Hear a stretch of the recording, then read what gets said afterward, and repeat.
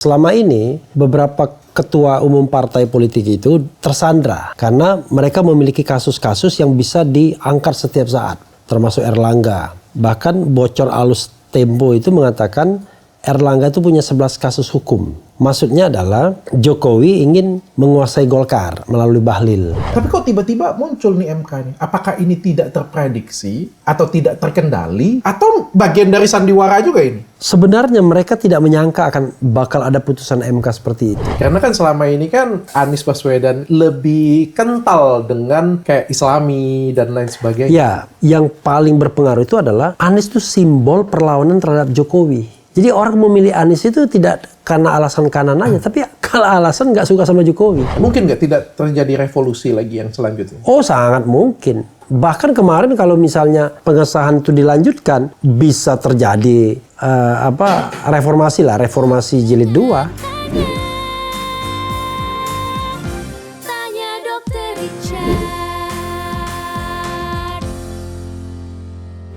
Sepertinya ini podcast pertama ya. Podcast tetangga nggak ada yang berani bawa, Bang. Hah? Ini podcast pertama, Bang. Kita bahas politik, Bang. Oh, Peringatan darurat. Oke. Ya, podcast tetangga nggak ada yang satu pun yang berani kan? Oke, Pak yang nonton ya, tolong ya. Ini narasumbernya ya. Kalau mau cari narasumbernya, jangan cari hostnya. Loh.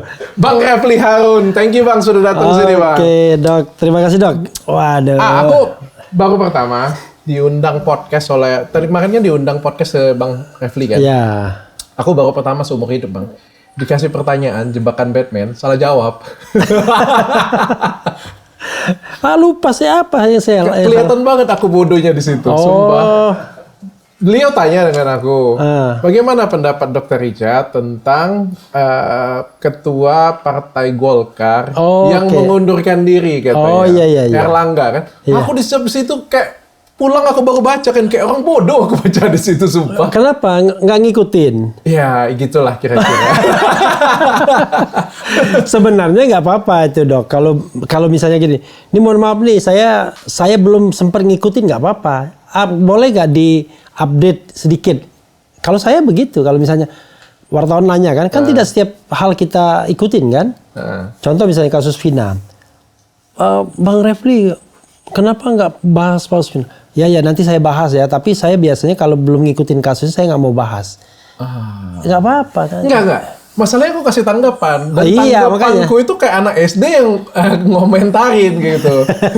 Jadi kan aku kasih ingat ya, itu di podcastnya beliau. Aku menjawab, aku bilang, di mana salahnya? Aku bilang Iya. Kan ketuanya mundur baik-baik, aku bilang. Iya. Ya kan? Iya. Terus digantikan oleh orang yang tidak ada kasus pidana, nggak ada apa-apa, aku bilang. Di mana masalahnya? Kenapa kita harus meributkan hal itu? Aku bilang kan. Padahal ada yang diduga ada agenda terselubung di baliknya. Menurut Bang Refli apa nih agenda yang terselubung? Oh, jadi saya harus menjawab di sini. Pertanyaan itu biarkan dia yang dijawab. Ya, jadi gini, saya tidak hanya begitu, saya kan dapat insight story-nya dari orang yang dekat dengan Erlangga. Coba jelaskan. Misalnya kasih paham orang-orang seperti saya. Ya, misalnya begini ya. Jokowi, ya kan? Presiden kita ini kan mau berakhir masa jabatannya 2 bulan lagi, dan dalam kondisi yang powerful itu ya ketika dia menjabat. Ketika tidak menjabat tentu tidak powerful. Nah, selama ini beberapa ketua umum partai politik itu tersandra karena mereka memiliki kasus-kasus yang bisa diangkat setiap saat, termasuk Erlangga. Bahkan bocor alus Tempo itu mengatakan Erlangga itu punya 11 kasus hukum. Dan Pratikno sebagai Mensesnek yang ngomongnya. Maksudnya adalah Jokowi ingin menguasai Golkar melalui Bahlil. Itu isunya. Saya kira bicara gosipnya. Karena itu dia minta Erlangga mengundurkan diri. Nah, sekarang pertanyaannya adalah apa alasan Erlangga mengundurkan diri? Kan aneh. Dia sukses menambah kursi partai Golkar. Golkar itu dibandingkan 5 tahun yang lalu, 2024 ditambah kira-kira 17 kursi. Sehingga dia mepet sama PDIP. Dan tidak ada masalah apa-apa. Maksudnya tidak ada persoalan yang membuat dia harus mundur. Itu ibaratnya pelari, dia sudah mau garis finish, udah menang, tiba-tiba dia nggak jadi. Mungkin ya kan? dia lelah. Ya tapi kan tinggal di depan garis finish kan, ya kan? Ya mungkin dia lelah. Ya kan? Nah, mungkin dia sudah puas. enggak, karena dibilang lelah nggak mungkin juga karena Munasnya Desember. Oh. Desember tuh Munas. Kenapa nanggung? Iya. Dan sekarang malah menjadi masalah digugat hasil Munas yang dipercepat ini karena dianggap melanggar ADART. Malah nanti bisa ada ketidakpastian kepemimpinan Golkar kalau seandainya nanti gugatan ini dikabulkan. Gitu. Oke. Tapi tujuan dari orang yang minta Pak Erlangga turun itu apa? Ya paling dia mau gampang. nguasain kan? Tujuannya abis menguasain apa nih? Nah, begini. Yang namanya kekuasaan itu nikmat. Sayangnya masa jabatan itu dibatasi setelah adanya konstitusi yang baru ini. Konstitusi hasil amandemen 1999 sampai 2002. Kalau dulu kan tidak ada masa jabatan, makanya Pak Harto 7 kali kan, terpilih terus. Sekarang sehebat-hebatnya presiden SBY misalnya 2 kali aja. Jokowi 2 kali aja. Nah, ada orang yang mau step down dengan legowo, sudah. Ya kalau udah step down sudah. Kalau ini kan enggak, dia bawa gerbong, bawa dinasti. Dinastinya ini tetap ingin dia pertahankan. Untuk mempertahankan dinasti, Anda harus punya pengaruh. Untuk mempunyai pengaruh, salah satunya Anda harus menguasai partai politik. Dan partai politik yang dikuasai, ya tidak boleh sekelas PSI. Karena tidak lolos parliamentary threshold, tidak ada kursi di parlemen PSI, parlemen nasional DPR. Padahal partai itu powerful kalau dia punya kursi di parlemen. Parlemen itu kan alat protek dia juga, kan begitu. Apa jaminannya? Ya. Saya paham arah tujuannya. Apa jaminannya setelah beliau tidak lagi menjabat, orang yang menjadi ketua itu bisa tetap ikut dia? Kan sudah nggak berkuasa lagi dong, kasarnya kan. Kenapa kita harus nurut dengan dia gitu kan? This is a good question ya. Jaminannya adalah 2 hal ya. Pertama, orang itu barangkali punya kasus juga yang bisa disandra, ya kan? Tetapi pertanyaannya adalah belum tentu nurut lagi penegak hukumnya kan? Ya, kalau sekarang masih nurut. Satu. Yang kedua, resources. Financial resources misalnya. Nah, kalau bohirnya dia gimana? Kan tetap nurut. Nah, cuman memang tidak ada jaminan. Siapa tahu yang baru ini pun balelo. Dia cari patron baru. Kok balu? Gara-gara ingin bahlil jadi balu. Jadi dia cari patron baru. Nah, inilah yang namanya konsep patron client kan di dalam politik. Saya cari patron yang baru dong, yang lagi berkuasa. Ngapain patron yang lama? Tapi jangan salah. Kalau kita kaitkan dengan oligarki di belakang layar, kan kita patronase politiknya tidak hanya politik, ekonomi juga. Kalau patronase ekonominya itu, patronnya itu belum berganti haluannya, ya dia masih powerful. Kecuali dia sudah ganti haluan juga. Gitu. Hari ini kita belajar dari guru besar kita ya. Tapi aku pengen tanya nih, kenapa harus diganti? Kenapa? Emang yang lama nih, Pak Erlangga, nggak bisa diatur, nggak bisa didikte, nggak bisa disetir gitu? Oh bukan, karena dia ingin langsung menguasai, langsung direct, ya kan? Kemarin kalau seandainya tidak diributkan, mungkin Jokowi sudah masuk ketua Dewan Pembina. Karena isunya adalah dia akan dijadikan ketua Dewan Pembina. Bahkan 7 senior Golkar itu sudah minta dia langsung jadi ketua umum. Karena dalam partai politik itu yang paling penting itu adalah jabatan ketua umum. Karena dia yang punya tanda tangan, yang punya power dan lain sebagainya. Tapi Dewan Pembina juga akan punya power kalau dibuat seperti SBY. Kalau SBY kan ketua majelis tinggi. Nah majelis tinggi itu ya powerful. Ketuanya dia, wakil ketuanya AHY. Jadi ini ajarin aku ya. Aku nggak ngerti politik ya. Setauku Pak Jokowi itu kan PDIP.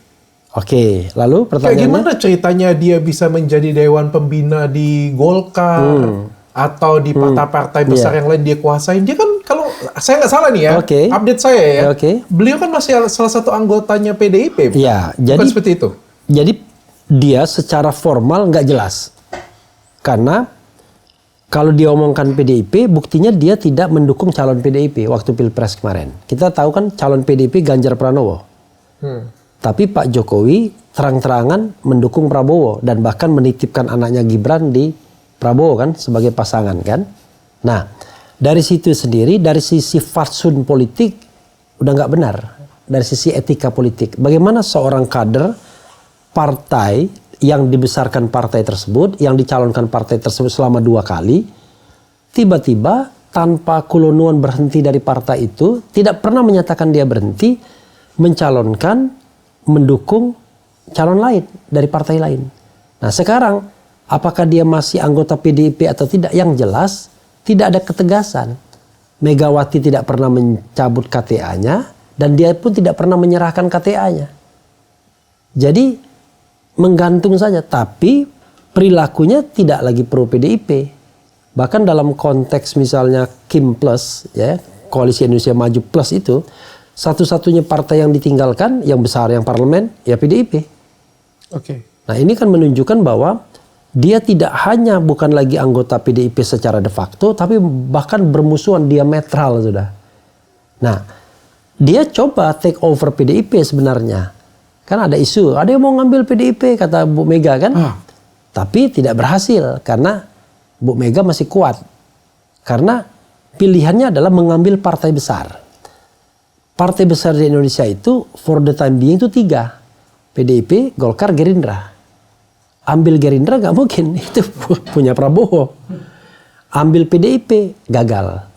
Karena ternyata begitu kuatnya Mbak Mega di situ dan klan Soekarno lah, ya kan? Karena gini, skenario awalnya PDIP Jokowi sebenarnya nawarin Ganjar untuk jadi calon dia. Waktu itu ingat nggak? Dibikin yang namanya KIB, Koalisi Indonesia Bersatu. Oke. Nah KIB itulah kendaraan yang disediakan untuk Ganjar. Tapi begitu Ganjar ditawari nggak mau dia. Kenapa nggak mau? Ya karena dia melihat kalau dia kalah masa depan politik dia mati habis. Ya kalau menang, kalau kalah habis. Tapi dengan setia kepada PDIP, walaupun dia kalah, dia tetap punya partai yang bisa ngopeni dia kan, atau dia berkarya di sana. Nah, dia gagal men-take over PDIP melalui Ganjar itu. Oh, oke. Ya kan? Oke. Itu analisis ya. Iya. Karena kan nggak mungkin orang ngambil partai yang ngaku kan, nggak mungkin kan. Iya, oke. Karena Hari ini kita belajar ya. Iya. Ini judul podcastnya belajar politik ya, bukan. Disclaimer dulu supaya bisa tayang. Iya. Nah, karena itu pilihannya tinggal Golkar.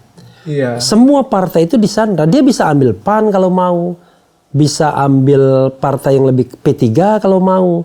P3 kan sudah diobok-obok beberapa kali sama Jokowi kan. Jadi dulu ada pertarungan antara Jan Farid dengan Roma Hurmuzi. Yang dimenangkan Roma Hurmuzi. Okay. Ada pertarungan antara Agung Laksono dan Abu Rizal Bakri di Golkar. Tapi semua permasalahan dualisme kepemimpinan itu memang di fasenya pemerintahan sekarang ya? Sebenarnya pemerintahan dulu, terutama di zaman Orde Baru ada juga dualisme itu. Tapi ya tidak semasif sekarang lah. Ini kan kelihatan benar gitu. Berarti ini salah satu strategi politik berarti ya? Iya, salah satu strategi politik untuk memecah belah partai biar dia tidak kuat dan gampang dikuasai. Nah, taktik Jokowi adalah dia mencari ketua umum dari partai dari orang yang bermasalah. Ini kita frankly speaking ya. Mencari ketua umum dari orang yang bermasalah. Ketua umum partai itu. Sehingga gampang ditekan.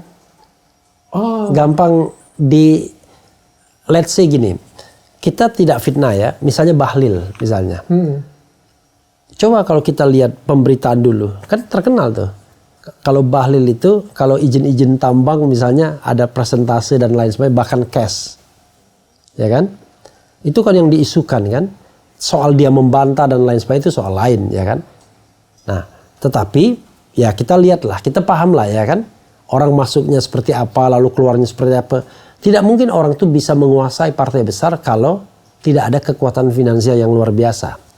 Nggak mungkin dia cuma biasa aja. Nah, karena itu orang-orang ini mudah sekali ditekan, gitu, ditekan sedikit. Jadi selalu mengikuti kemauan. Yang tidak ada masalah sebenarnya dua partai saja, Demokrat dan PKS, nggak ada masalah, karena mereka beroposisi kan. Tapi kemudian Demokrat direkrut ke pemerintahan gara-gara apa? AHY dikasih posisi menteri. Ya, dan AHY tidak dijadikan wakil presidennya Anies kan waktu itu calon, dan tinggal PKS. Tapi PKS kemudian direkrut juga ke dalam Kim Plus dalam rangka untuk bagaimana membuat Anies tidak bisa nyalon, sehingga semua partai diambilin dan meninggalkan PDIP, ya kan? Tetapi dengan putusan MK, PDIP hidup lagi peluangnya bukan hidup lagi, memenuhi persyaratan lagi dia untuk mencalonkan. Oke. Gitu. Saya pindah ke berikutnya ya. Tapi sebelum ini pertanyaan terakhir yang bagian Golkar tadi ya. Apakah turunnya dari Pak Erlangga tadi diganti dengan ketua umum yang baru? Apakah itu ada hubungan? Yang lagi viral minum whisky seharga 29,5 juta. Oh iya. Ada viral. Dia taruh di whisky seharga 29,5 juta. Tiba-tiba orang mencari itu harganya sekian gitu. Di private jet aja. Itu di private jet itu. Ya, apakah itu ada hubungannya dengan usaha penjegalan pencalonan Anies Baswedan? Kalau ini sudah post factum, ya. Apa itu maksudnya? Jadi sudah selesai. Jadi kalau untuk penjegalan Anies itu operatornya Erlangga sendiri. Tapi Erlangga pihak yang ditekan. Jadi gini konstelasinya. Sebenarnya Erlangga lebih suka kalau Ridwan Kamil itu di Jawa Barat. Kenapa? Karena udah pasti menangnya. Pertama. Kedua, Jawa Barat itu provinsi dengan jumlah voters terbanyak. Kan biasanya dikaitkan dengan 2029. Jadi kalau dia ngambil DKI ngapain? Tapi Gerindra beda agendanya. Gerindra menginginkan yang di Jawa Barat itu kader dia. Deddy Mulyadi, mantan Bupati Purwakarta, ya kan? Nah, dengan Deddy Mulyadi maju Jawa Barat, sebagai kompensasinya Ridwan Kamil ditarik ke Jakarta. Tapi tentu Ridwan Kamil ya nggak mana mau dong ditarik ke Jakarta kalau nggak pasti menang. Ya untuk pasti menang semua partai diborong, biar Anies nggak bisa dapat kendaraan lagi kan? Oke. Nah, untuk ketua umum partai lain gampang kan, yang namanya partai itu cukup ketua umumnya kan? Tapi yang agak bingung bagaimana membujuk PKS biar dia mau, ya kan? Gula-gula apa yang diberikan pada PKS? Nah, salah satu gulanya wakil Ridwan Kamil, Sisuno. Gula-gula bagi Demokrat cukuplah, AHY masih menteri, ada gula-gulanya kan? Gula-gula bagi PAN, ya Zulhas masih menteri. Nah, PKB bagaimana? Ya adalah diancam-ancam sedikit misalnya oleh NU. Akan diambil tuh kepemimpinannya Caimin misalnya. Udah mulai dia agak gemeter kan sama pemerintah. Wah ini kita harus merapat nih sama kekuasaan. Kalau enggak nanti diintervensi kita. Ya kan? Nasdem diganggu bisnisnya. Ini bukan gula-gulanya nih. Ancaman. Jadi kalau kita teorinya pakai stick and carrot. Kadang-kadang dikasih pentungan, kadang-kadang dikasih carrot, dikasih wortel gitu. Nah, dalam konteks ini ya PKB main ancaman, Nasdem main ancaman. Kalau PAN sebenarnya udah dipegang ketuanya, P3 sudah dipegang, partai-partai yang di Kim itu sudah dipegang duluan, termasuk Erlangga. Saya dengar dari orang dekat Erlangga, sebagai contoh misalnya Jokowi ingin menguasai pilkada. Erlangga itu sudah mengokekan 20 gubernur, calon gubernur endorse dari Pak Jokowi. Padahal orang partai yang berbeda kan, saking dia itu nurut karena nggak bisa ngapa-ngapain. Ya tadi 11 kasus tersandra. Oke. Nah, terakhir Pak Jokowi tidak ingin cuma sekedar menuruti calon-calon gubernurnya, Tapi dia ingin menguasai langsung partainya. Kan begitu. Nah, cara menguasai langsung partainya adalah langsung dia jadi ketuanya atau dia mendudukan orang yang dia lebih percaya dibandingkan Erlangga. Ya Bahlil lah orangnya. Oke, berarti bukan permasalahan Pak Anies Baswedan ya berarti ya? Udah lewat itu. Sudah lewat ya? Sudah lewat. Karena kalau untuk Pak Anies Baswedan itu pembentukan Kim Plus itu yang meninggalkan PDIP sendirian. Oke. Udah lewat. Sekarang kita pindah nih ke Gubernur Jakarta. Oke. Gubernur Jakarta ini saya baca ya. Sekali lagi ya, aku nggak ngerti politik sih sebenarnya. Aku lebih suka jualan sih sebenarnya. Lebih aman hidupku sebenarnya. Memang begitu. Ini agak deg-degan, Bo.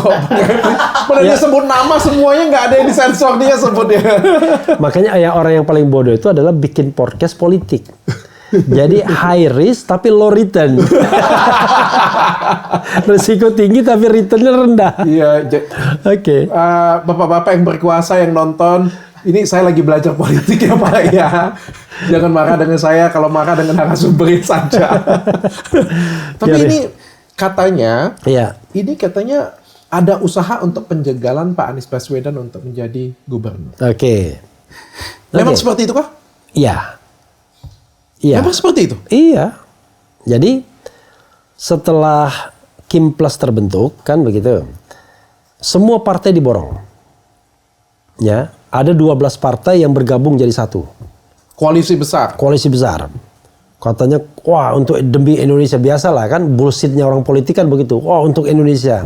Padahal maksudnya adalah biar tidak ada calon lain.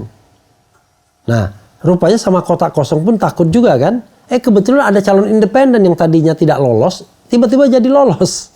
Oke. Nah, polanya seperti di Solo. Dulu waktu Gibran maju, itu semua partai diborong, kecuali PKS. Tapi PKS nggak bisa maju karena kurang. Kan harus 20% persentasenya, kursinya. Sama seperti PDIP. Dia PDIP kurang. berapa persen? Dia kalau jumlah kursi itu 15, dia butuh 7 lagi. Oke, dia 15%. Bukan, nggak cukup. dia 15 kursi, butuh 7 lagi. Oh, butuh 7 lagi. Iya, Oke. karena absolutnya 22 kursi. 22 kursi dan dia tidak cukup ya. Artinya tidak cukup. bisa mengajukan. Mengajukan tidak bisa. Ya, oke. Aman kan udah Kim Plus, deklarasi lah dia tanggal 19 deklarasinya. Sehari setelah deklarasi tanggal 20 ada putusan MK yang mengatakan bahwa threshold ambang batas untuk mengajukan calon gubernur itu bukan 20% kursi dan 25% suara, tapi cukup 7,5% suara. Oke. Nah, dengan 7,5% suara tersebut bukan hanya PDIP yang bisa mengajukan calon. 8 partai bisa mengajukan calon. 7 partainya ada di Kim Plus tadi. Oke. Nah, 8 partainya, ke-8-nya PDIP. Nah, sekarang pertanyaannya adalah, kalau kemarin PKS kesulitan mencari partner, sekarang dengan posisi sekarang nggak perlu dia. Bisa sendiri Bisa ya? sendiri. PAN katanya saya mau calonkan Zita Anjani, anaknya Zulkifli Hasan ketua umum. Bisa sendiri kalau mau. Cuman masalahnya mereka sudah dikerangkeng dengan stick and carrot tadi, dengan ancaman atau dengan gula-gula kan kira-kira begitu. Oke. Nah, tinggal PDIP. PDIP sendirian, ya kan?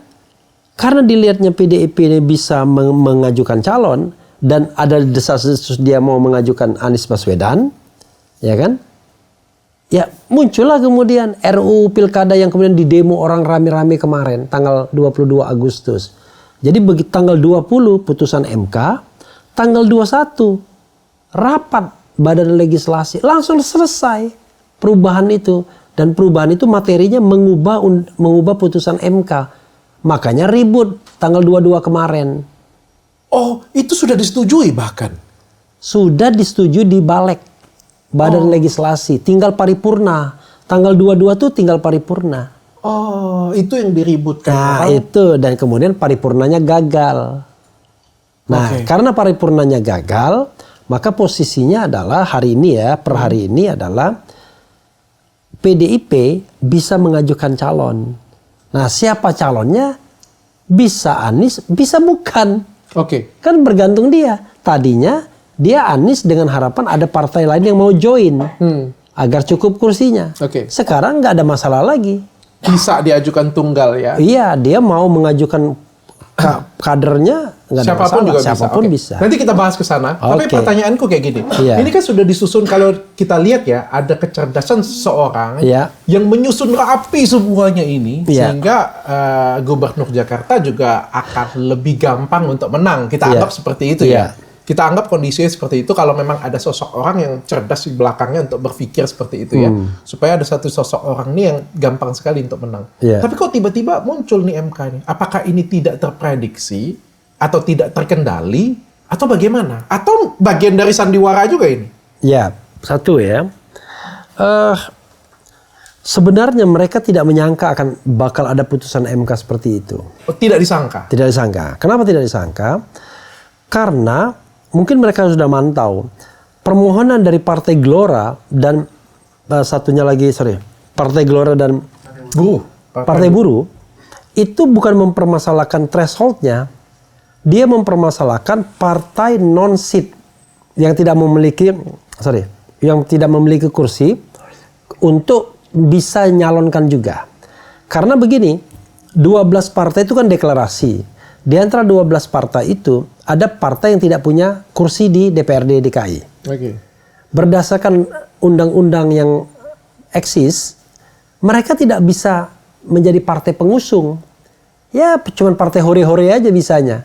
Karena partai yang mengusung secara resmi ada di surat suara, ada di kertas suara, itu adalah partai yang punya kursi.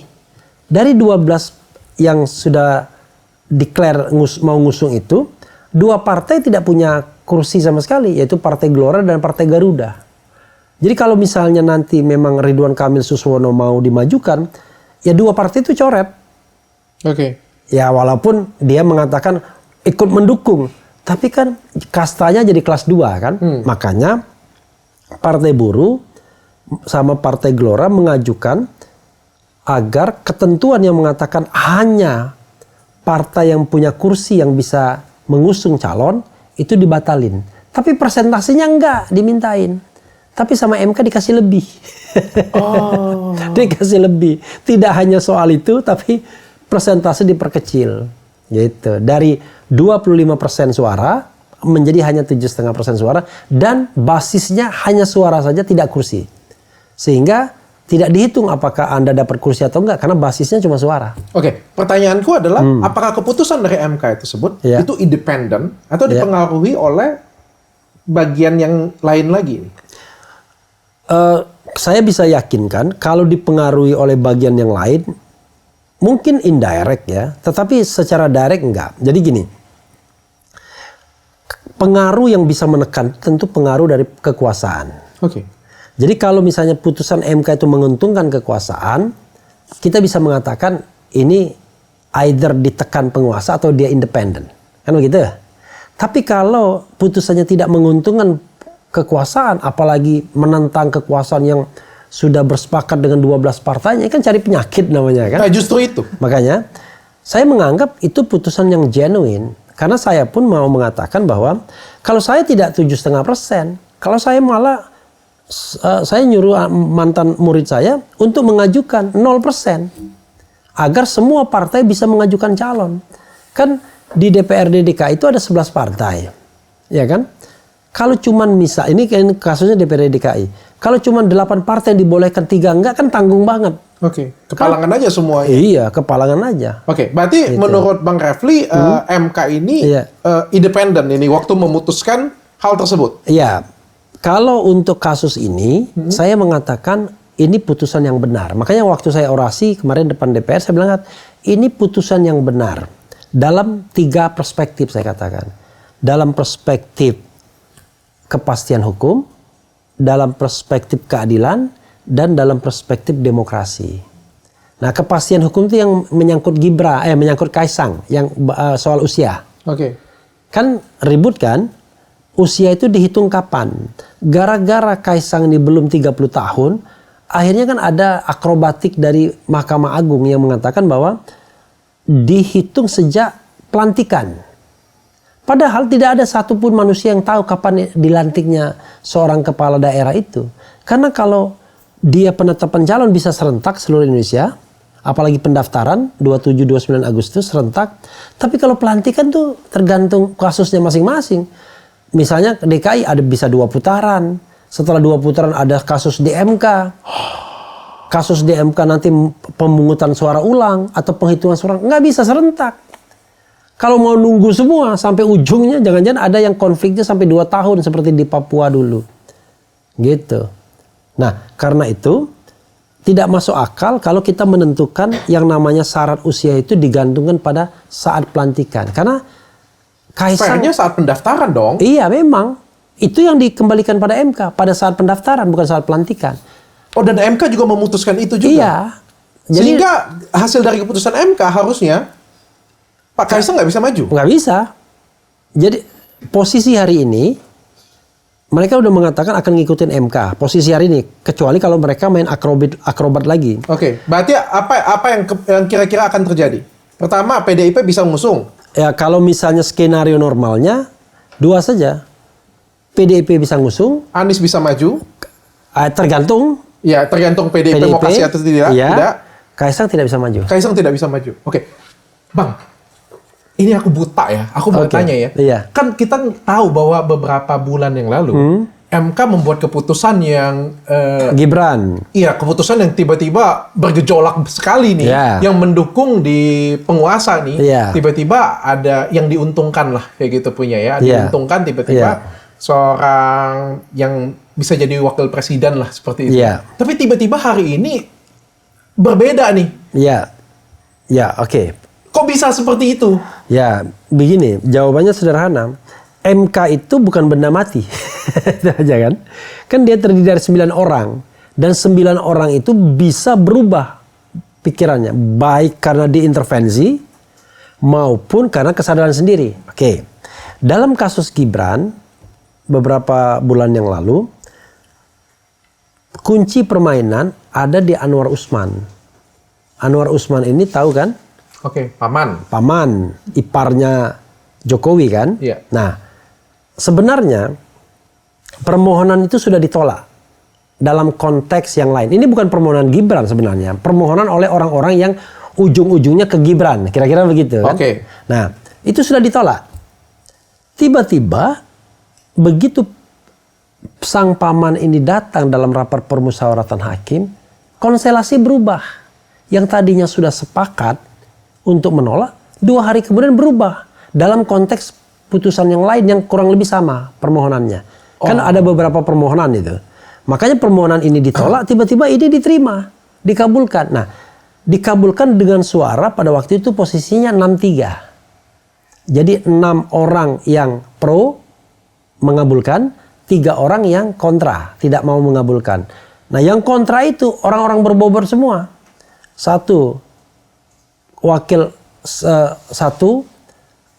Wakil ketua Profesor Saldi Isra, kemudian Soehartoyo yang sekarang jadi ketua MK, dan Profesor Arif Hidayat yang pernah menjadi ketua MK, bahkan wakil ketua MK juga. Jadi 6-3, oke? Ketika itu kan ada Majelis Kehormatan Mahkamah Konstitusi. Anwar Usman sebagai ketua MK dianggap sudah melakukan pelanggaran konstitusi, pelanggaran etika, karena terlibat dalam konflik of interest putusan tersebut, mempengaruhi macam-macam lah tindakannya. Dia membiarkan orang lain mengintervensi, kata MK. Akibatnya Anwar Usman diberhentikan sebagai ketua MK kan. Lalu ada hukuman lain, yaitu dia tidak boleh terlibat dalam perkara yang melibatkan keluarga istana. Misalnya kalau ada kasus PSI dia nggak boleh ikut. Ada kasus yang akan terkait dengan Kaisang atau Gibran nggak boleh ikut. Nah, dalam putusan kemarin dia nggak ikut. Berarti kan tinggal 8 nih. Ya kan? Tinggal 8. Nah, tinggal 8 ini dalam struktur keputusan MK, kalau seandainya 4 saja dan ada ketuanya menang. Kan 4-4 misalnya, ada ketuanya menang. Nah, padahal asal tahu saja, ketua ini dulu termasuk yang menolak Gibran. Lalu Saldi Isra konsisten menolak, bahkan dia mengabulkan permohonan kita ketika sengketa Pilpres. Arif Hidayat juga iya. dia menolak juga Gibran dan mengabulkan kita ketika Pilpres. Sudah 3. Ini orang kuat semua nih, 3 ini. Hakim senior, jabatannya ketua, wakil ketua MK, dan mantan ketua MK. 3 orang ini kuat banget. Nah dia tinggal cari orang keempat. Orang keempat tuh salah satunya Eni Nurbaningsih, perempuan yang juga mengabulkan kita, yang dissenting opinion waktu Pilpres. Kalau sudah 4 begini udah menang. Karena dalam posisi 4 ini sudah ada ketuanya. Karena suara ketua jadi 2 kalau dalam posisi 4-4 itu. Nah kemarin waktu Pilpres kenapa kita kalah? Ketuanya melipir. Ketuanya melipir sehingga cuma 3 ini yang dissenting. Walaupun Paman Usman nggak ikut juga. Tapi karena ketuanya melipir, akibatnya mereka menang dengan 5-3. Kita kalah. Nah sekarang sebaliknya, Paman Usman nggak ikut, menang dengan 8-1, dengan 7-1. 7-1. Yang keputusan MK yang terakhir ya? Iya, 7-1. Kalau nggak salah, yang dissenting 1, Guntur Hamzah. Yang satunya dia bikin alasan berbeda, tapi termasuk yang mengabulkan. Oke. Di part ini saya nggak akan buat kesimpulan. Karena terlalu teknis. Karena ini agak berbahaya kalau kita buat kesimpulan. Kalian simpulkan sendiri saja ya. Jadi kalau kita melihat berarti MK ini masih suatu badan yang cukup independen ya berarti ya. Iya, menurut saya ya, yang saya kecewa tuh sebenarnya putusan pemilu saja. Kita terkejut lah. Ya. Kan kita tidak jaga dan tidak kita nggak nyangka juga kan. Ya. Nah, pertama Gibran, kedua putusan ketika kita sengketa Pilpres kan udah jelas kan kecurangan di mana-mana. Nah, tetapi kita pahami bahwa itu memang apa istilahnya ya? Itu memang high risk. Bisa bayangkan kalau Pilpres kemarin dibatalkan kemenangannya. Kira-kira selamat gak itu hakim itu? Ini aku secara pribadi ya. Ini aku secara pribadi ya. Kalau dibilang, kita sedikit bahas nih kecurangan pemilu yang lalu ya. Setiap pemilu juga pas berjalan nggak ada yang ngomong, semua yang kalah nggak ada yang ngomong ya fair semuanya gugat ke MK juga. Padahal nggak ada yang menang satupun ya selama berjalannya waktu ya kita bilang seperti itu ya. Tapi kan saya juga sebagai rakyat biasa, saya juga nonton, saya juga milih, kita juga harus akui sama-sama bahwa yang menang itu memang auranya lebih besar daripada yang lain. Iya, ini bukan soal aura ya. Yang nggak wajar tuh kayak gini loh Pak, maksudnya. Misalnya nih ada Pak Prabowo nih kontestasi nih, Pak Anies nih kontestasi nih, Pak Ganjar nih kontestasi nih, saya kontestasi. Suara saya ini sudah paling dikit persennya, nggak ada yang ngomongin, setiap kali saya ngomong dikatain gitu kan. Tiba-tiba pas hasil saya menang. Itu baru namanya curang, ya kan? Tapi kalau misalnya nih, yang nomor 1 memang paling sering dibicarakan, yang nomor 1 memang ibaratnya secara opini yang paling banyak yang dukung. Itu menurut Anda atau menurut siapa? Menurut siapa? Yang saya rasakan. Oke. Gini, makanya kita perlu hati-hati dalam konteks ini. Karena begini, yang namanya opini itu bisa dibentuk. Bisa dibuat. Setuju. Dan itu sah-sah saja. Itu bagian dari strategi. Bukan sah-sah saja kalau itu genuine. Tapi kalau itu didukung oleh kekuasaan penguasa, itu yang nggak boleh. Didukung oleh penguasa, didukung oleh birokrasi, TNI, Polri dan lain sebagainya. Itu persoalannya. Oke.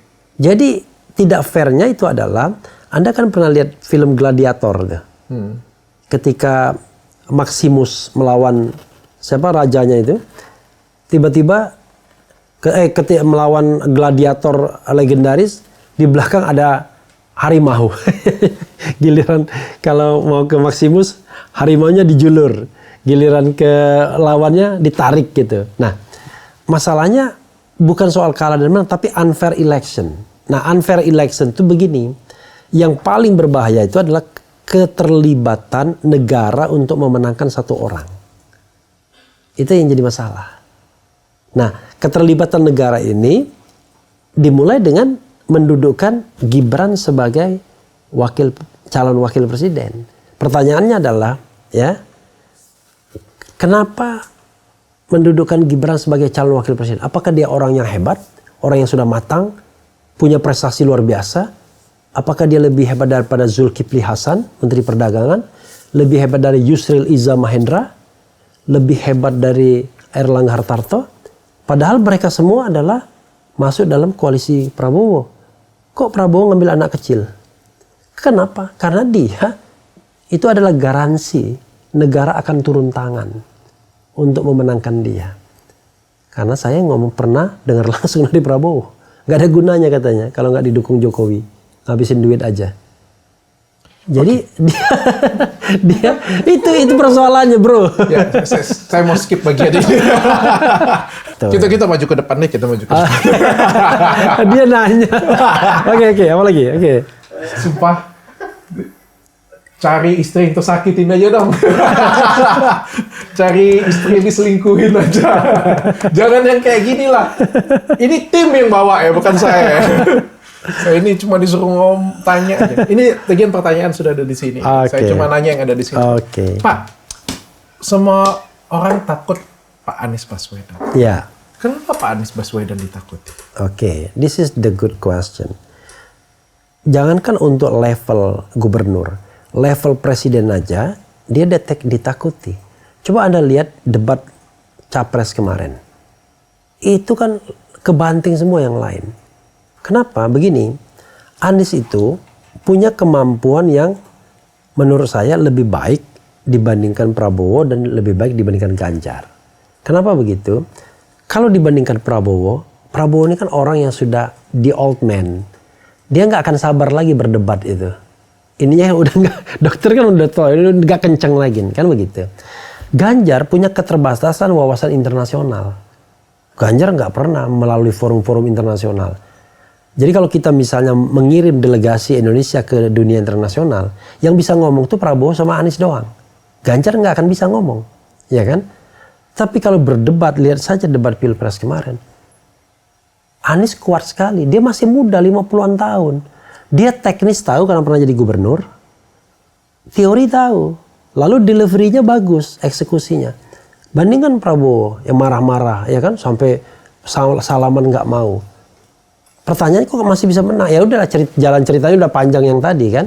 Nah, ketika dia kemudian ke pilkada DKI, semua survei mengatakan dia itu unggul telak dibandingkan Ridwan Kamil. Survei indikator politik itu 20% di atas Anies itu di atas Ridwan Kamil. Oh iya? Iya. Jadi di atas Ahok tuh 10%. Di atas Ridwan Kamil 20%. Di atas Ahok 10%? Berarti atas, Pak Anies lebih tinggi 10% daripada Pak Ahok? Ahok 20% dibandingkan 20% lebih tinggi daripada Ridwan Kamil. Berarti Ahok lebih tinggi daripada Ridwan Kamil? Iya. Nah, itu, tapi memang survei kan selalu bergerak. Cuman, tidak ada survei yang mengatakan Anies kalah. Semua survei mengatakan dia menang. Head to head sama Ridwan Kamil menang, head to head sama Ahok menang. Karena itu, bagaimana caranya? Ya, dijegal dia. Jangan kasih dia untuk lewat kompetisi. Ya. Karena kalau dia melewati kompetisi ini akan lebih sulit untuk memenangkan pertarungan. Iya. Oke. Itu kenapa dia ditakutkan? Iya. Pertanyaannya sekarang. Iya. Ini PDIP dan Anies Baswedan punya sejarah yang berbeda. Punya sejarah yang ya. Pak Anies dan PDIP, kalau aku nggak salah ini ya, kalau aku nggak salah, sekali lagi aku nggak ngerti politik ya, tapi kalau aku nggak salah kan mereka pernah punya perseteruan ya, lewat Ahok ya kemarin ya, lewat Ahok tentu itu sedikit banyak melukain PDIP juga ya.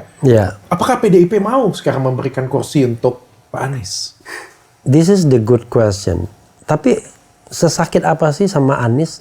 Kok cuma begitu-begitu doang? Sebenarnya bukan Anies juga yang ngerjainnya. Buktinya Ma'ruf Amin jadi wakil presiden. Padahal Ma'ruf Amin tuh yang menggerakkan GNPF Ulama, GNPF MUI, ya kan? Gerakan Nasional. Kan Ma'ruf Amin. Waktu itu ketua MUI-nya dia. Dan jadi ahli yang memberatkan Ahok di pengadilan juga dia. Tapi kenapa orang nggak marah sama dia? Kok ditimpakan ke Anies marahnya? Jadi menurut saya marahnya sudah tidak rasional lagi. Oke. Ya, satu. Yang kedua, nggak ada apa-apanya Anies dibandingkan pengkhianatan Jokowi terhadap PDIP. Kecil banget, ya kan? Iya kan? Terhadap Jokowi, terhadap PDIP, gimana nggak berkhianatnya? Ya kan, itu yang namanya seperti melemparkan kotoran ke muka Megawati kan. Nah, sekarang pertanyaannya adalah kenapa enggak, pasti mau nanya, kenapa enggak memajukan Ahok? Kan begitu.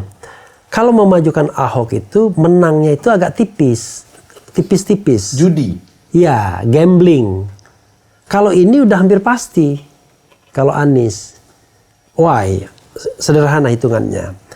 Kalau dia majukan Ahok, dia majukan kadernya sendiri, berarti suaranya X. Kalau dia majukan Anies, X plus. Oke. Jadi kalau kita bicara spektrum politik, spektrum PDIP itu kan tengah kiri, ya. Spektrum ini ya, spektrum Anies tengah kanan. Oke. Jadi kalau seandainya PDIP memajukan Anies, dia akan mendapatkan dukungan masa kanan yang sekarang lagi benci sama PKS. Oke. Kan masa kanan lagi benci sama PKS. Tapi kalau Ahok yang dimajukan, masa kanan nggak mau pilih Ahok. Oke. Itu persoalan. This is a real politik yang saya katakan. Nah, Oke. Dan kalau misalnya PDIP pilih Anies juga, ada beberapa lahan orang lain yang bisa digandeng juga. iya. Karena kan selama ini kan ya Anies Baswedan kan lebih kental dengan kayak Islami dan lain sebagainya. Ya, karena begini, sebenarnya yang paling berpengaruh itu adalah Anies itu simbol perlawanan terhadap Jokowi. Jadi orang memilih Anies itu tidak karena alasan kanan aja, tapi kalau alasan nggak suka sama Jokowi. Alasan Seperti yang itu? Iya. Bukan simbol karena No. Kebanyakan karena tidak suka Jokowi. Sebenarnya tidak suka itu kan kayak personal feeling, tapi maksudnya tidak suka dengan pemerintahan Presiden Jokowi. Tepatnya begitu. Oke. Ya kan? Karena itu dia memilih tokoh oposisi yang bisa dianggap sebagai simbol perubahan. Ganjar nggak bisa, karena Ganjar posisinya in between. Kan 9 tahun dia menikmati kekuasaan, baru 1 tahun terakhir dia kemudian tidak. Oke. Posisinya in between. Anies tidak in between posisinya karena dia sudah dipecat Jokowi tahun 2016. Jadi bau Jokowinya sudah jauh sekali gitu loh. Oke. Pak, kalau misalnya kita bilang, Bang Refli, kalau kita bilang, kita andai saja. Iya. Ini kan PDIP memang pasti lagi berpikir dengan keras, menimbang kanan kiri, kayak Iya. gitu. Karena ini kan menentukan juga untuk Pilpres selanjutnya, Iya. 2029 nanti. Iya. Kita anggap saja nih PDIP mengusung Anies Baswedan. Iya. Mungkinkah Anies Baswedan diduetkan dengan Pak Ahok? Oke, this is the good question. Untuk 2029. Aku kebayang ya, kalau Pak Anies digabungkan dengan Pak Ahok, aku kebayang nih,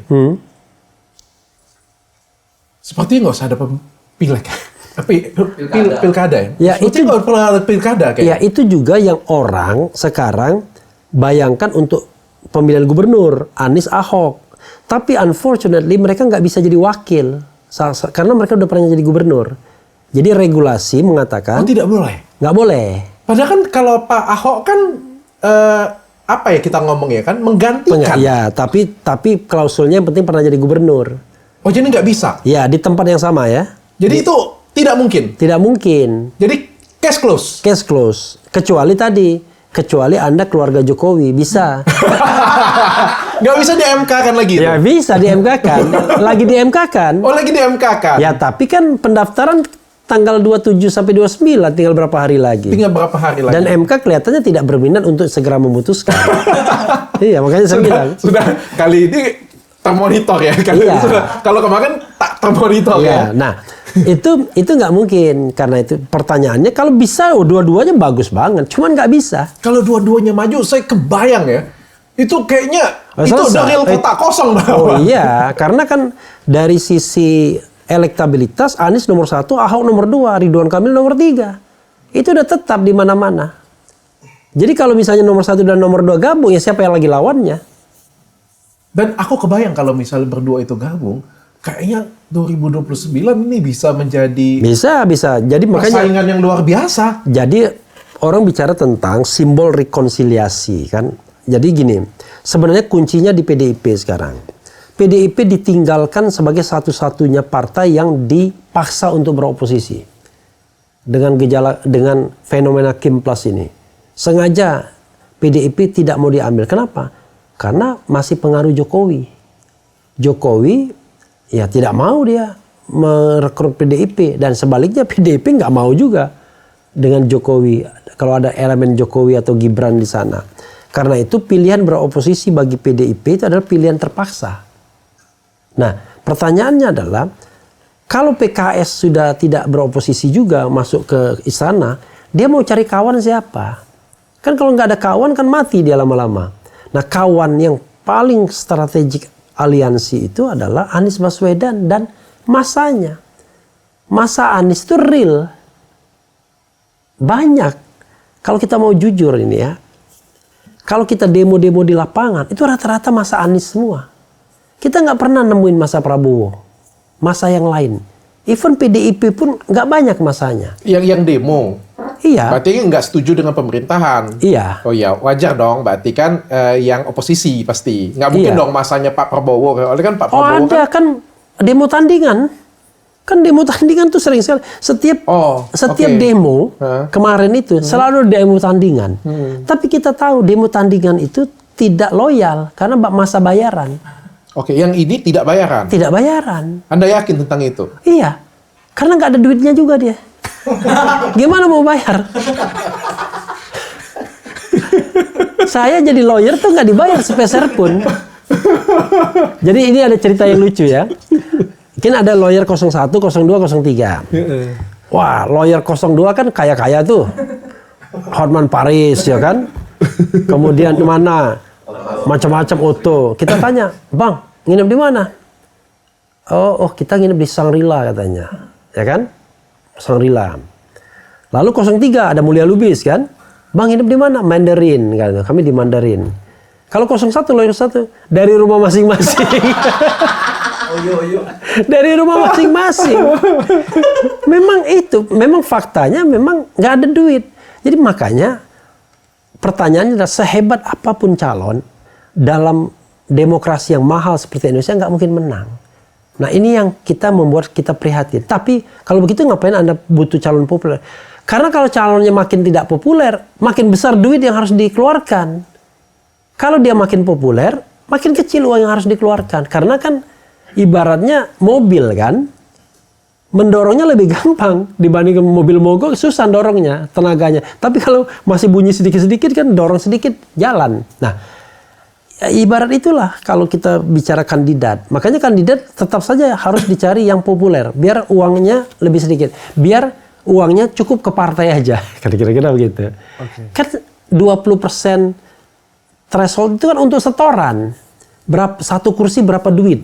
Itu udah rahasia umum. Gimana tuh? Jadi gini, di pilkada itu yang bisa jadi calon itu satu orang kaya. Kenapa? Ini saya jelaskan nanti. Kedua, orang yang di backup orang kaya. Sama aja itu. Sama aja kan? Kenapa? Karena dia harus mengumpulkan minimal 20% kursi DPRD. Dalam kasus DKI 22. Ya kan? Bukan rahasia umum lagi. Satu kursi itu harganya mungkin bisa 5 sampai 10 M. Oh. Emang nggak mau jual dia. Ya itu jualannya di sana. Makanya begitu pilkada panen bagi mereka. Nah, untuk daerah-daerah yang strategis seperti Jakarta, ini rahasia umum. Rahasia umum, bukan hal yang baru. Berarti orang selama ini menjadi yang jelas itu lebih mahal daripada skincare. Berarti orang berlomba-lomba menjadi anggota sampai rela ngeluarkan uang banyak, ya. Karena salah satunya ada di sana juga. Iya, jadi yang namanya partai politik itu alat untuk cepat kaya. Coba Anda lihat. Yang namanya jualan skincare ya. Bener. Mana ada ketua umum partai yang miskin? Bukan untuk membela rakyat, Pak. Ya tanya saja mereka. Pak, DPR itu kan Dewan Perwakilan Rakyat. Ya. Perwakilan rakyat. Ya. Yang katanya dia mewakili kita duduk di sana. Ya. Memperjuangkan. Sekarang pertanyaannya untuk mendapatkan kursi itu berapa miliar dia habis? Bisa ada yang 5 miliar, ada yang 10 miliar, ada 20 miliar. Padahal kalau gaji mereka misalnya bersih misalnya 100 juta mereka dapatkan. Pengabdian, Pak. Pengabdian kalau ada modal, kalau nggak ada modal gimana? Ya mungkin saking cintanya dengan tanah air. Ada satu kata yang saya katakan, bullshit.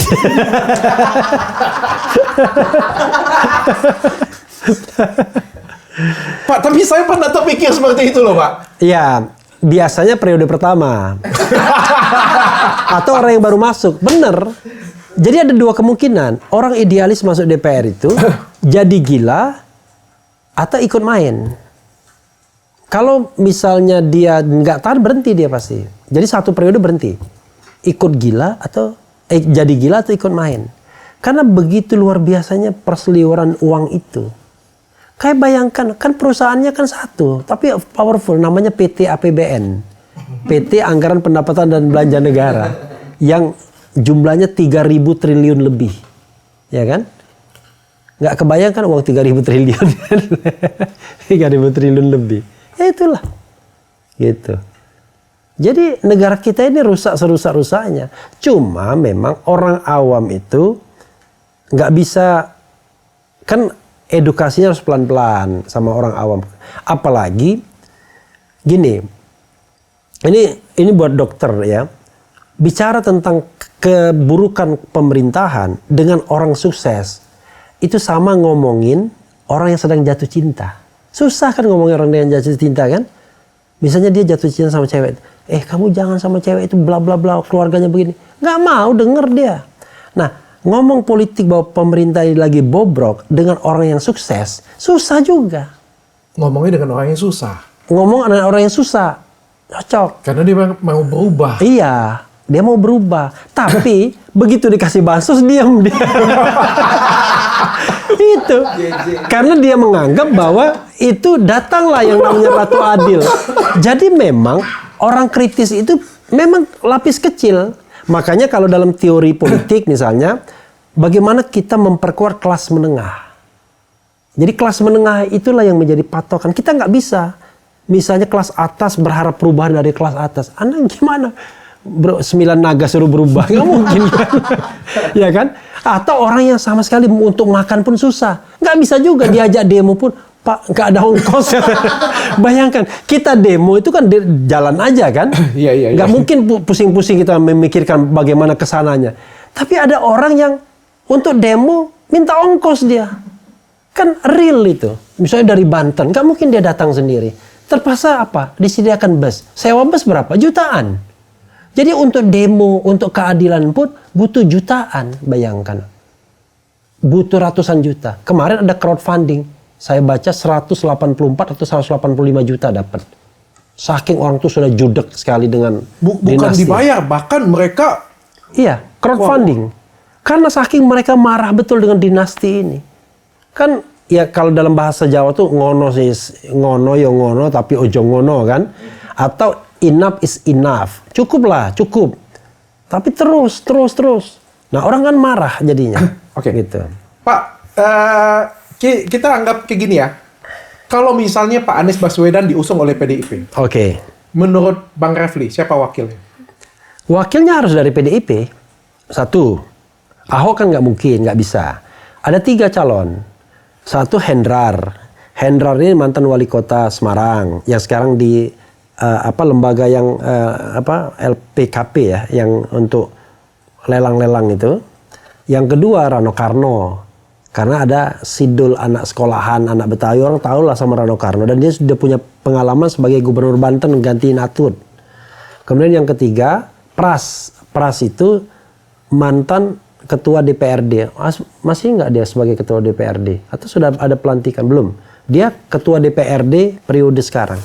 Oke. Nah, 3 itu yang menonjol. Ada nama lain tapi 3 itu yang menonjol. Oke. Kalau PDIP juga menganggap tidak bisa mengendalikan Pak Anies. Tentu kan ada pertimbangan ke sana. Karena ini kan memberikan peluang ke Pak Anies sama dengan memberikan peluang dia untuk 2029. Iya, that's right. Ya kan?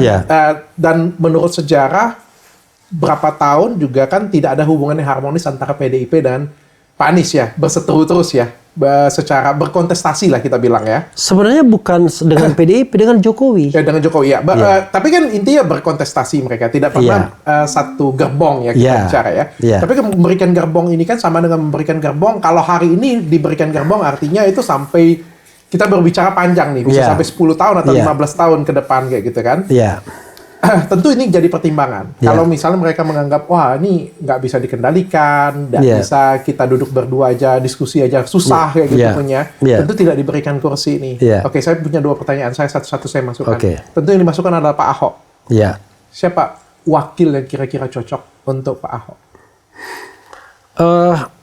Kalau misalnya Ahok yang dimajukan, ya terpaksa dia harus cari wakil yang bukan PDIP untuk memperbesar pangsa pasarnya, terutama wakil yang kira-kira bau-bau kanan, kan begitu. Itu kan sudah common sense. Jadi dalam politik itu common sense saja. Ganjar misalnya, dia gubernur, wakilnya siapa? Taj Yassin, anak Maimun Zubair, tokoh besar di sana yang matinya di Mekah kan beberapa tahun yang lalu baru meninggal. Nah, memang logika itulah yang selalu dipakai. Pak Ganjar di mana sih sekarang? Iya, jadi pengurus di PDIP. Dia menjadi pilkada juga kayak ikut? Enggak, karena dia sudah 2 kali, dia bisa sih dicalonkan di tempat lain. Tetapi kan kebangetan, sudah 2 periode jadi anggota, jadi gubernur, masa dia mau nyalon lagi gitu loh. Oke, Pak, kalau misalnya nih di Jateng nggak bisa dia ya, tapi di tempat lain dia bisa. Di tempat lain bisa. Kalau misalnya nih Pak Ahok nih kita majukan nih, peluang untuk menangnya bagaimana? Begini, kalau kita bicara gradasi peluangnya dulu ya, pasti peluang Anies lebih besar dibandingkan Ahok. Itu udah pasti ya. Nah berarti peluang Ahok itu akan lebih tough untuk menang head to head sama Ridwan Kamilnya. Jadi sebenarnya kelemahan Ahok itu adalah faktor sentimen. Kalau Ahok itu misalnya diajukan PDIP, itu nothing surprise. Tapi kalau PDIP mengajukan Anies, ada surprise-nya. Oke. Gitu. Sayap kanan pasti akan pilih Pak Ridwan Kamil kalau misalnya dimajukan Pak Ahok. Atau golput. Itu jadi, resikonya begitu.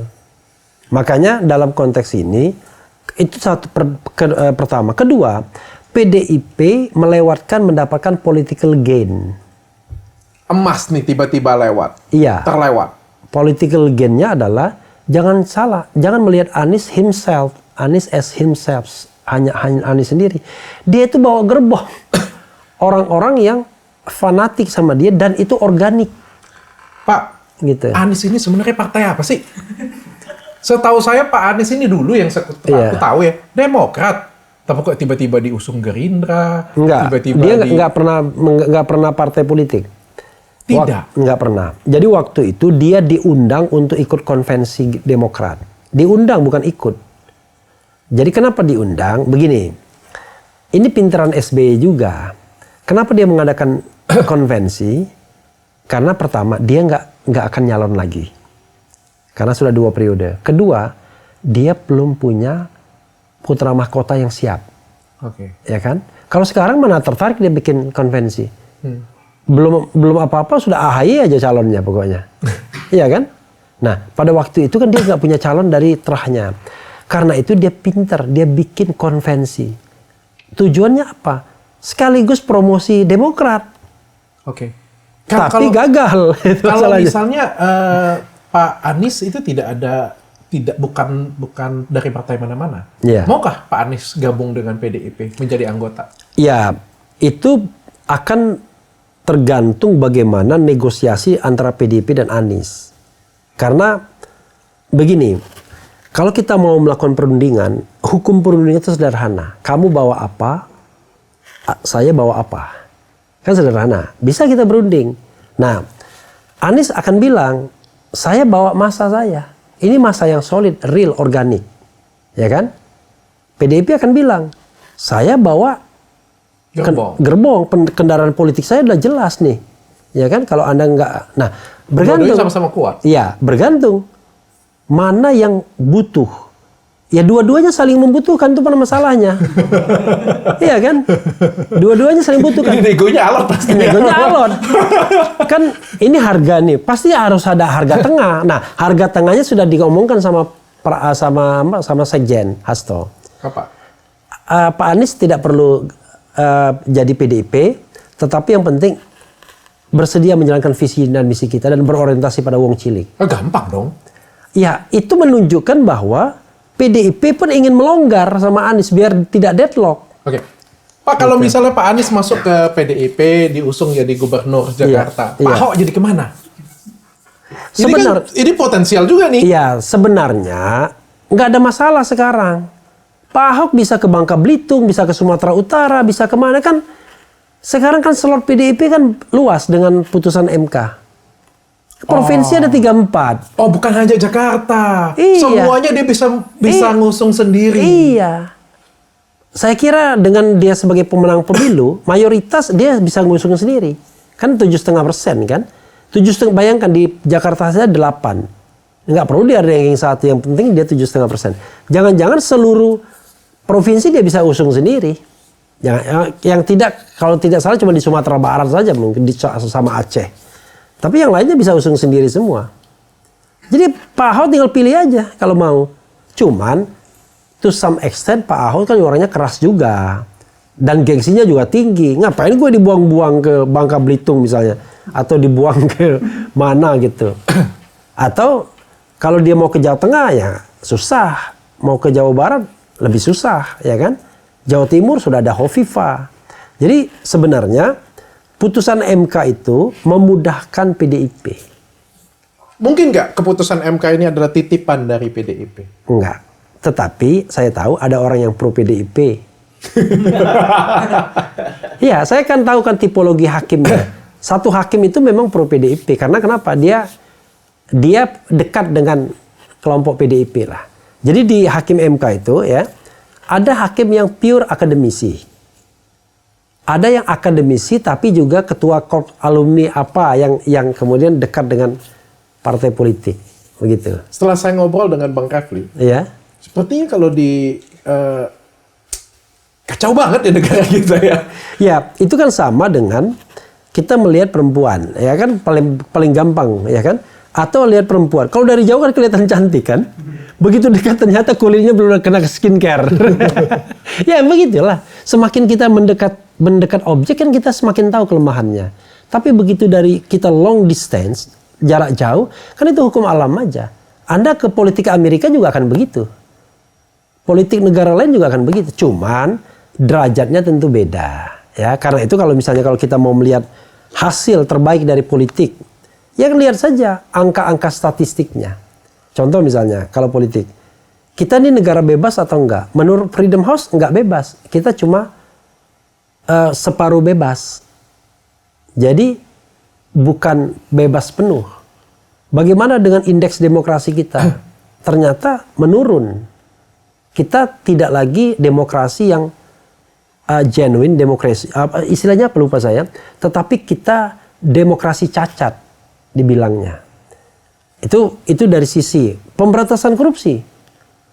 Indeks persepsi korupsi kita itu sama dengan masa akhir pemerintahan SBY 34. Artinya negara kita masih negara korup. Jokowi selama 10 tahun tidak bisa menghilangkan level korupsi atau mengurangi karena sama jalan di tempat. Padahal SBY waktu dia menjabat 20 naik 34. Jokowi sampai pernah 40 tapi turun lagi jadi 34 2 tahun terakhir ini. Utang luar negeri yang lebih gawat lagi. Utang luar negeri mungkin 9.000 sudah sekarang. Padahal masa pemerintahan SBY terakhir dari zaman Bung Karno sama SBY cuma 2.600. Lalu sama Jokowi dilipat 3. Ya kan? Sekarang pertanyaannya, loh, politik economic gain-nya dong. Enggak juga. Pertumbuhan ekonomi kalah dengan SBY. Kita cuma 5%. SBY 6%. Memang dibandingkan negara lain, kita rata-rata lumayan lebih baik sama-sama menghadapi krisis. Tapi kalau bandingannya SBY, bahkan sebelum COVID saya bilang, kalah. SBY 6%. Rata-rata, Jokowi 5%. Anda menjawab pertanyaan Anda sendiri ke saya pada waktu itu di podcast Anda. Iya. Dia menjawab pertanyaan dia sendiri di podcast. Iya. Nah, jadi segala indikator ini memang menunjukkan bahwa pemerintahan tidak berhasil. Makanya orang Seberapa marah. jelek negara kita sekarang di mata Bang Refli? Kalau misalnya dibandingkan dengan Orde Baru ya, saya mau bidang politik dan hukum saja ya, jangan ekonomi ya. Kalau ekonomi kalah dengan Orde Baru nanti kita. Kalau bidang politik dan hukum, saya tidak mungkin mengatakan sekarang lebih jelek dari Orde Baru. Orde Baru itu udah sangat jelek. Dulu kita ngomong begini ditangkap di Orde Baru, nggak mungkin dibiarkan aja. Kalau di sini masih ada ruang kebebasan, tetapi yang tidak boleh salah itu adalah Jokowi itu hadir ketika demokrasi sudah ada. Ya kan? Seperti kita misalnya punya orang tua yang sudah punya rumah. Lalu kita menempati rumah itu. Nah, tugas kita adalah memperbesar rumah itu atau memperbaikinya. Agar rumah itu tambah kinclong kan gitu. Nanti kita nggak bisa lagi mengatakan, wah ini hasil jerih payah saya, nggak bisa. Jokowi tidak bisa mengatakan bahwa demokrasi itu hasil jerih payah, dia nggak bisa. Karena demokrasi itu datang setelah 98. Oke, dia bahkan bukan pelaku. Ya kan? Dia masih menggergaji kayu kan. 98 itu kan. Nah, ketika dia datang, mandat dia adalah tolong rumah yang sudah kita bangun ini kamu jaga. Kamu kinclongin, cat yang bagus. Tapi sama dia malah diambrukin sedikit demi sedikit. Tiang-tiangnya mulai ambruk satu demi satu, bisa hancur kalau memang rumah demokrasi itu dibiarkan cara Jokowi. Karena Jokowi itu begini, dia membuat sesuatu, kalau sesuatu tidak bisa, maka hukumnya yang diubah sama dia. Dan begitulah cara kerja dia. Itu menurut Bang Refli ya? Enggak, itu saya baru saja dengarkan ya dari seseorang yang mengevaluasi, dan memang begitu. Oke. Jadi ya. Kalau penilaiannya seperti itu, prediksi yang terjadi ke depan, terakhir ini.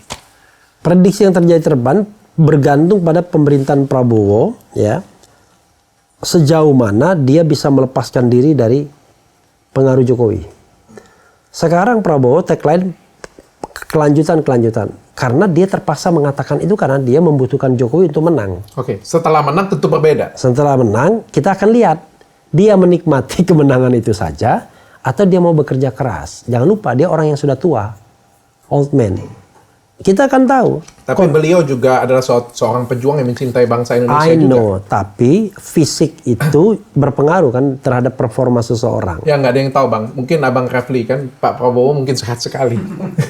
Ya, tetapi kan gini, saya sudah tahu kalau beliau itu punya masalah. Beliau udah pernah stroke 2 kali kalau nggak salah. Jadi kakinya kan baru dioperasi lagi kan. Ada juga masalah jantung kan. Orang dulu malah mengkhawatirkan kalau terjadi apa-apa, misalnya dia naik emosinya, marah, bisa kolaps gitu. Nah, karena itu kita kan bergantung pada satu, kondisi fisiknya dan kondisi psikisnya, ya kan? Kalau niatnya sih gede semua, nggak ada orang yang berniat, oh saya pengen negara saya ingin ambruk-ambrukin. Tapi mohon maaf, apakah misalnya Prabowo tidak tersandra juga dengan Jokowi? Makanya dia diam aja kan, kisru-kisru ini kan nggak pernah komentar dia. Karena dia masih ada utang sama Jokowi yang sama Jokowi bisa ditagih setiap saat. Misalnya food estate yang gagal. Kan itu kan kalau dikutak-katik kan. Mungkin belum saatnya juga. Kenapa? Kan nanti kan akan ada saatnya beliau memimpin, itulah saatnya beliau. Bukan, maksud saya Prabowo sekarang memang nggak bisa diharapkan. Kalau sekarang untuk mengatasi rakyat begini, demonstran apa-apa. Karena tadi dia masih tersandra dengan Jokowi. Nah, setelah tanggal 20 nanti Oktober, kita baru akan melihat dia. Kan gitu. Apakah dia orang yang bisa kita harapkan atau orang yang tidak bisa kita harapkan lagi. Nah, sekarang saya balikin kepada dokter. Dokter optimis atau tidak kepada Prabowo? Prediksi saya. Iya. Apalagi yang dicari oleh Pak Prabowo ya. Pak Prabowo kan adalah pejuang. Kita tahu sendiri umurnya juga tidak lagi muda ya. Artinya kalau saya kan ada banyak yang saya mau kejar. Karena saya ngerasa saya masih muda, cita-cita yang mau saya gapai. Itu untuk orang yang sudah senior seperti beliau kan pengen menghabiskan semua hidup atau apa ya, sisa-sisa hidup ya untuk negara kita ya. Harusnya seperti itu ya. Kasar ngomong mau ngumpulin duit kekuasaan untuk apa lagi? Dengan umur seperti itu. Pertanyaan terakhirnya adalah, kalau misalnya situasi seperti ini berlanjut nih, ternyata walaupun ganti presiden, situasi seperti ini berlanjut, prediksinya apa yang terjadi di Indonesia? Apakah akan terjadi? Saya selalu optimis tentang Indonesia. Justru orang Indonesia itu orang yang bisa bertahan dalam masa krisis apapun. Cuman kan kita kan nggak mungkin jadi rakyat kok bisanya bertahan ke dalam penderitaan. Kan kita ingin jadi masyarakat yang maju dan sejahtera kan. Mungkin nggak tidak terjadi revolusi lagi yang selanjutnya? Oh sangat mungkin. Bahkan kemarin kalau misalnya ya pengesahan itu dilanjutkan, bisa terjadi reformasi jilid 2. Kemarin aja kan pagar DPR udah jebol. Tapi DPR kan kemudian membuat cooling down dengan tidak mengesahkan RUU itu. Artinya suara rakyat sangat berpengaruh sekarang ini, masih sangat berpengaruh. Masih, tapi syaratnya dia punya the common issue. Nah kemarin the common isunya itu no Anies, no PDIP, tetapi no Islam, no non-Islam, bukan. The common isunya adalah pembangkangan terhadap konstitusi dan musuh bersamanya adalah Jokowi dan keluarga. Sebagai the common enemy. Sebenarnya ini pertanyaan terakhir sudah. Iya. Oh, ini ada update terbaru ya. 9 menit yang lalu Anies Baswedan datangi PDIP Perjuangan Jakarta bahas maju pilkada. Ini pertanyaan terakhir ini tadi sebenarnya saya nggak mau tanya, tiba-tiba ngomong seperti ini tadi. Saya terpantik untuk bertanya. Ini salah satu podcast terpanjang saya loh, sumpah. Belajar politik ya. Kenapa semua disalahkan Pak Jokowi? Ini banyak yang bilang yang putuskan MK, yang rapat DPR. Kenapa semuanya harus disalahkan Pak Jokowi? Jadi kita harus belajar begini. Kita ini sistem pemerintah. Saya bicara teori dulu, baru praktek, baru nanti realitas ya lapangannya ya. Kita ini sistem pemerintahan presidensial. Dalam sistem pemerintahan presidensial itu, presiden itu adalah primus inter pares, nomor satu. Kenapa dibilang orang nomor satu? Memang iya, karena dia tidak hanya sebagai kepala pemerintahan. Kalau kepala pemerintahan itu kan ada yang namanya separation of powers, pembagian kekuasaan, eksekutif, legislatif, yudikatif. Nah, eksekutif itu kepala pemerintahan. Tapi dia juga adalah kepala negara, the head of state. Jadi dia juga kepala negara. Kalau di Inggris, kepala pemerintahnya Perdana Menteri, kepala negaranya Ratu. Tapi in one hand. Sehingga dia orang yang kuat, yang bisa menentukan haluan bangsa ini mau kemana. Misalnya kita mengatakan soal apa misalnya? Soal DPR, ya kan? Yang paling gampang. Wah, saya menghargai DPR yang buat RUU. Saya udah bikin konten. Ini presiden lucu. Dalam sistem ketatanegaraan Indonesia, presiden itu memegang 50% kekuasaan legislasi. Jadi kalau presiden bilang no, selesai. Nggak akan ada yang namanya RUU itu disahkan. Karena sistem kita begitu. Nah sekarang dia mengatakan, itu kan yang bikin DPR loh. DPR itu sudah dibilang, sebuah rancangan undang-undang dibahas bersama pemerintah untuk mendapatkan persetujuan bersama. Kalau tidak dibahas bersama dan persetujuan bersama, nggak jadi itu barang. Kalau pakai bahasa Balil kan, nggak jadi itu barang. Nah, tiba-tiba dia cuma menyalahkan, itu kan DPR loh. Padahal ketika pembahasan itu hadir Menteri Dalam Negeri sebagai perwakilan Presiden. Kok dia cuci tangan? Gitu. Lalu kemarin MK misalnya, Gibran Rakabuming, ya kan? Orang tahu itu sudah ditolak. Tapi melalui Paman Usman berubah putusan itu karena Paman Usman melobi satu-satu orang. Pertanyaannya adalah, memang Paman Usman kerja sendiri, nggak disuruh oleh saudara iparnya. Kan it doesn't make sense kan? Nggak masuk akal. Jadi belum lagi setiap jabatan-jabatan publik itu selalu ada yang namanya lobi istana. termasuk ketua umum partai politik. One day ketika Setia Novanto ditangkap, lalu bukan Setia Novanto. Sebelum Setia Novanto itu siapa ya? Oh bukan, sorry. Nah, bukan Setia Novanto ya. Nah, kemudian akan ada pemilihan ketua umum partai politik di Golkar, ya kan? Salah satu kandidat yang jadi ketua umum ngomong ke saya, kita dipanggil si X, orang dekat presiden, bahwa Bapak pengennya si A, udah kalian harus kemana-mana. Seperti itu. Jadi secara faktual memang dia melakukan menggunakan segala kekuatan untuk memperbesar kekuasaan. Secara konstitusional memang dia kepala pemerintahan dan kepala negara. Itu persoalannya. Nah, karena itu sama dengan misalnya sholat. Kalau sholatnya batal semuanya, kalau imamnya batal, semua sholat bisa batal. Ya kan? Kecuali imamnya langsung diganti. Tapi kalau makmumnya yang batal, sholat terus. Nah, Indonesia ini yang batal presidennya, makanya kekacau. Kalau cuman yang bermasalah itu bahlil misalnya, bahlil kan bisa diganti sama presiden. Tapi kalau bahlil dibiarkan presiden atau bahkan menjadi alat presiden misalnya, kan itu persoalan.